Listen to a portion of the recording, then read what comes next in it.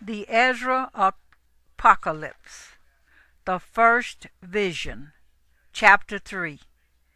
In the 30th year after the destruction of our city, I, Salathiel, who am also called Ezra, was in Babylon.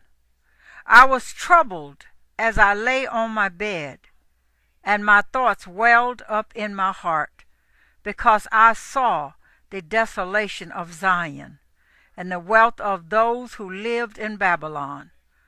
My spirit was greatly agitated, and I began to speak anxious words to the Most High, and said, O sovereign Lord, did you not speak at the beginning when you formed the earth, and that without help, and commanded the dust, and it gave you Adam, a lifeless body? Yet he was the workmanship of your hands, and you breathed into him the breath of life, and he was made alive in your presence. And you led him into the garden which your right hand had planted before the earth appeared. And you laid upon him one commandment of yours, but he transgressed it, and immediately you appointed death for him and for his descendants. From him there sprang nations and tribes, peoples and clans without number. And every nation walked after its own will, and did ungodly things before you, and scorned you.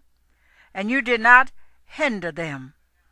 But again, in its time you brought the flood upon the inhabitants of the world, and destroyed them. And the same fate befell them.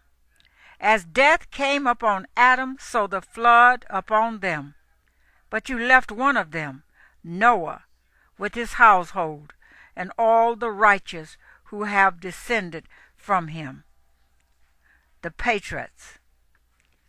When those who dwelt on earth began to multiply, they produced children and peoples and many nations. And again they began to be more ungodly than were their ancestors. And when they were committing iniquity before you, you chose for yourself one of them, whose name was Abraham.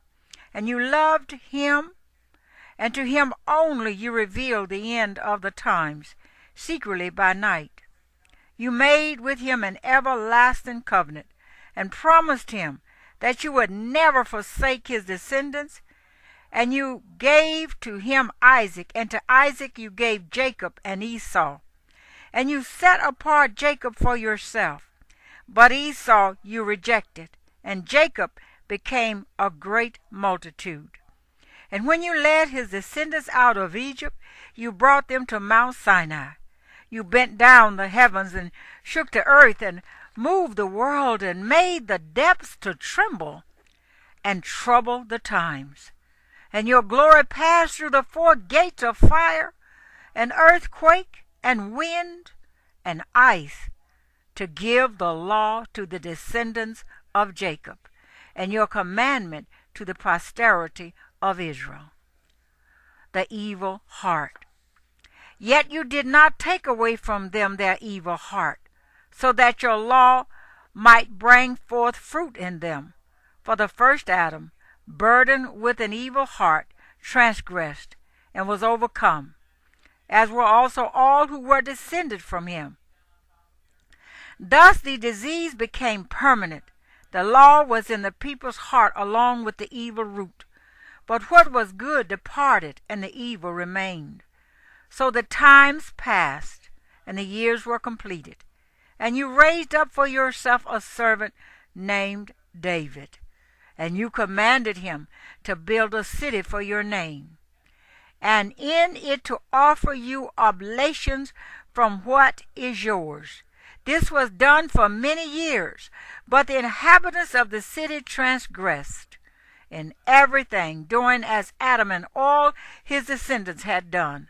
For they also had the evil heart. So you delivered the city into the hands of your enemies. Babylon compared with Zion.